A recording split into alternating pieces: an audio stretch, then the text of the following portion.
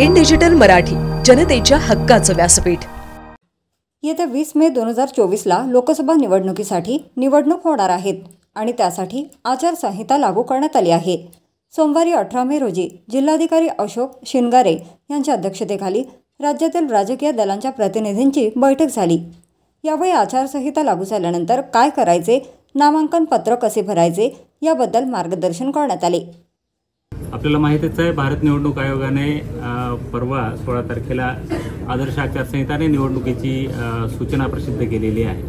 या सूचनेप्रमाणे राज्यामध्ये महाराष्ट्रामध्ये 5 टप्प्यामध्ये मतदान घेतलं जाणार आहे। आपला जिल्हा हा 5व्या टप्प्यामध्ये असणार आहे। या 5व्या टप्प्यामध्ये निवडणुकीची अधिसूचना 26 एप्रिल 2024 रोजी निघणार आहे।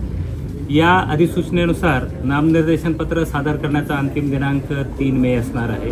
नामनिर्देशन पत्राची छाननी 4 मेला होणार आहे। उमेदवारी अर्ज मागे घेण्याचा अंतिम मुदत 6 मे आहे। मतदानाचा दिनांक 20 मे आहे आणि मतमोजणी 4 जून 2024 मंगळवार या दिवशी होणार आहे। याच अनुषंगाने मी आपल्याला हेही सांगू इच्छितो की जिल्ह्यामध्ये एकूण मतदाराची संख्या विचारात घेतली तर 65,01,671 एवढे एकूण मतदार आहेत। त्यामध्ये 35,06,082 एवढे पुरुष मतदार आहेत आणि 29,94,315 एवढ्या महिला मतदार आहेत आणि 1,274 हे ट्रान्सजेंडर इतके मतदार आहेत। जिल्ह्यामध्ये 6,592 मतदान केंद्र असणार आहे आणि साधारणपणे 42,000 कर्मचाऱ्यांची आवश्यकता असणार आहे। या सगळ्या प्रक्रियेमध्ये उमेदवारांना त्यांच्या ज्या परवानगी दिल्या जाणार आहेत त्या 1 विंडो पद्धतीने दिल्या जाणार आहेत। त्यांची सगळी जे ॲप्लिकेशन्स IT ॲप्लिकेशन्स आहेत, सी विजिल असेल, एनकोर असेल, वोटर हेल्पलाईन असेल, या सगळ्या रोल आउट केल्या गेलेल्या आहेत। या माध्यमातून उमेदवारांनाही निवडणुकीच्या संदर्भातल्या सगळ्या परवानगी वेळेत आणि अगदी तातडीने देण्याच्या संदर्भातला आमचा जिल्हा प्रशासनाचा प्रयत्न असणार आहे। त्यासोबत इलेक्शनच्या कामाच्या संदर्भामध्ये जे उपस्थित असणारे इलेक्शनवर काम करणारे जे कर्मचारी, अधिकारी कर्मचारी आहेत, त्यांच्या सगळ्यांच्या पोस्टल बॅलेट पेपर च्या आधारे किंवा EDCच्या आधारे आम्ही त्यांचंही मतदान जास्तीत जास्त करण्याचा प्रयत्न करणार आहोत।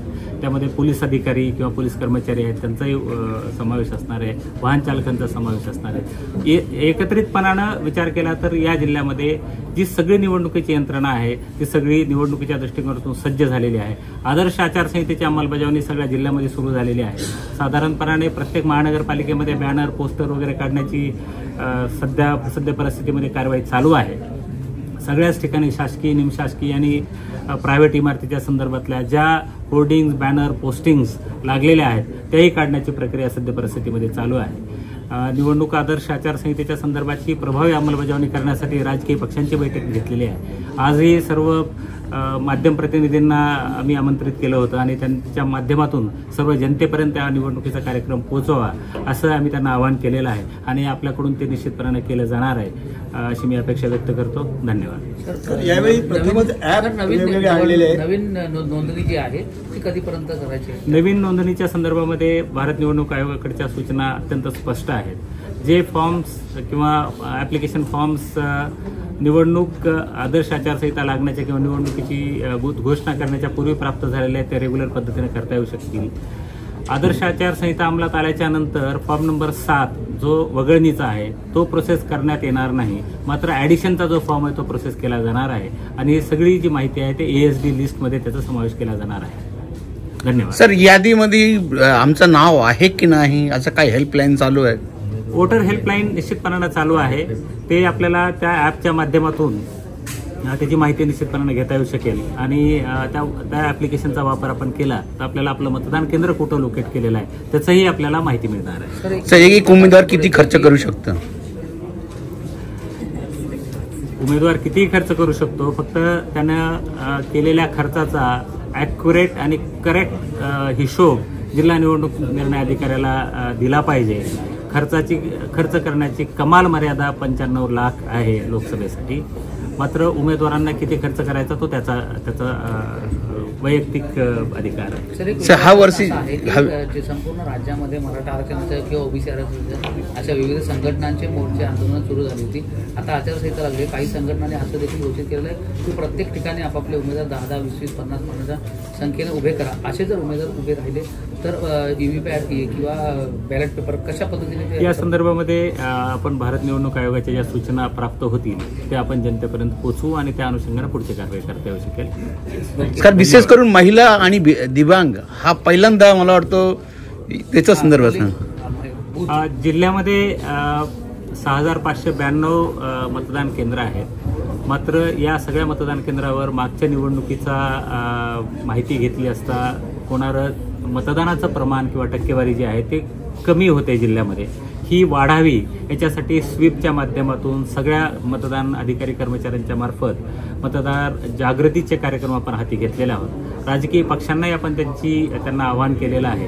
आपल्या माध्यमातूनही सगळ्या मतदारांना माझं आव्हान हेच असणार आहे की पूर्ण हा अत्यंत पवित्र असा आपल्याला अधिकार प्राप्त झालेला आहे आणि या अधिकाराची आपण अंमलबजावणी केली आहे आणि आपण स्वतःसाठी किमान 70 ते 75% आसपास मतदान होईल असं आपण निश्चितपणानं, खरं तर 100% मतदान झालं पाहिजे असं मी म्हणणार नाही. 75% का हा पुढचं येऊ शकेल, परंतु मॅक्झिमम मतदारांनी मतदान केंद्रावर यावं आणि मतदानाचा आपला पवित्र हक्क बजावावा असं मी आपल्याला सर, आमचा प्रश्न वेगळा होता, वेगळंच केलं. होम डिलिव्हरीची सुविधा यावेळेला, होम वोटिंगची सुविधा यावेळेला भारत निवडणूक आयोगानं केलेली आहे.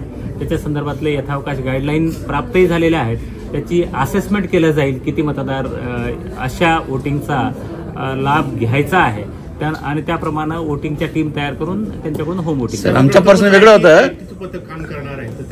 नाही, आयटीचे पथक पूर्ण वेळ काम करणार आहेत. मागच्या इलेक्शनला आयटीचे पथक होते, परंतु यामध्ये ज्या सुधारणा झालेल्या आहेत, सी विजिलमध्ये सुधारणा आहे, एमकोरमध्ये सुधारणा आहे, वोटर हेल्पलाईनमध्ये सुधारणा आहे आणि एक्सपेंडिचर ESMS मध्ये पण सुधारणा झालेली आहे. ते ऍप ऑलरेडी रोल आउट झालेले आहे. सर, पोलिंग बूथ महिला चालवणार, पोलिंग बूथ युवा चालवणार, हा माझा प्रश्न होता. हो.